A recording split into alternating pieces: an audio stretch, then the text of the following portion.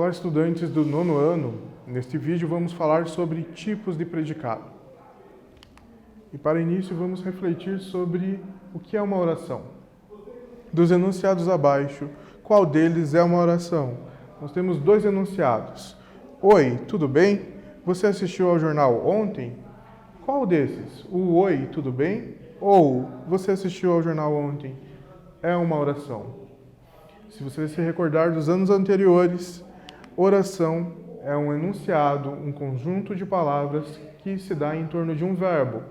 E a resposta correta, então, é o segundo enunciado, a frase você assistiu ao jornal de ontem, você assistiu ao jornal ontem. Nós temos o verbo assistir. Então, aqui sim nós temos uma oração. Nós temos uma ação, inclusive, perguntando se alguém realizou isso, né?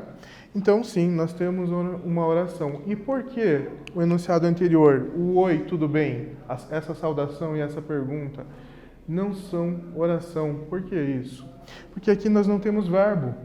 Se não temos verbos, não temos orações. E a oração, já que recordamos o que é a oração, pode ser dividida em duas partes. Nós chamamos de termos essenciais.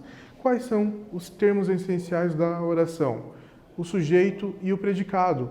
A oração, ela não existe sem verbo e sem esses termos, sujeito e predicado, que veremos na sequência. Recordamos aí o conceito de oração. Quando o enunciado é organizado em torno de um verbo ou de uma locução verbal, damos a ele o nome de oração. E a questão do sujeito e predicado, falei que iríamos ver na sequência, né? Essa oração se divide em dois. O sujeito é de quem eu estou falando, é o responsável por realizar ou sofrer uma ação ou um estado. Já o predicado é a parte da oração que eu estou falando algo desse sujeito, que eu estou atribuindo algo a ele. Com base nesses conceitos, oração, sujeito e predicado, vamos analisar essas duas manchetes. Golfinhos são atração no litoral do Paraná. Tartaruga gigante desova 100 ovos em praia do Paraná.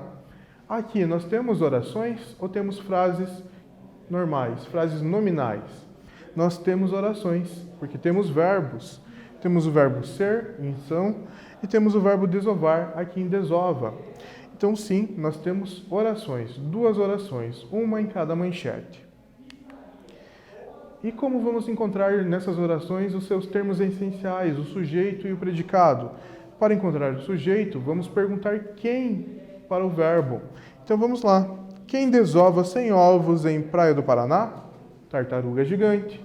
Tartaruga gigante é o nosso sujeito. E como vamos encontrar o predicado?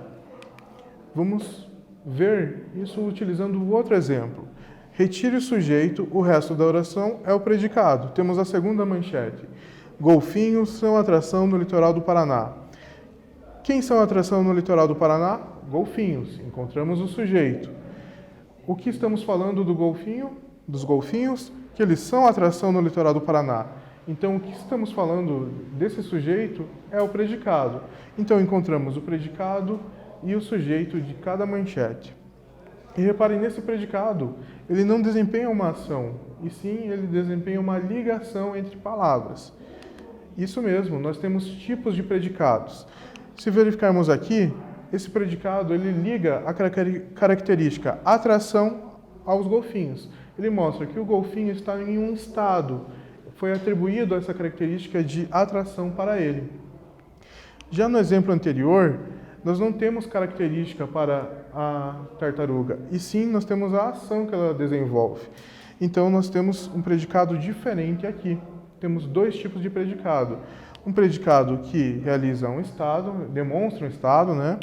E um predicado que mostra uma ação. E com base nisso, nós podemos dizer as palavras que são mais importantes nesses predicados. Quando o predicado expressa uma ação, essa ação é o que é mais importante, o verbo é o que é o mais importante. Já quando o predicado ele mostra um estado do sujeito, o próprio estado é a palavra mais importante do predicado. Encerramos aqui. Nesse vídeo nós falamos sobre tipos de predicado. Espero que vocês tenham gostado. Até breve.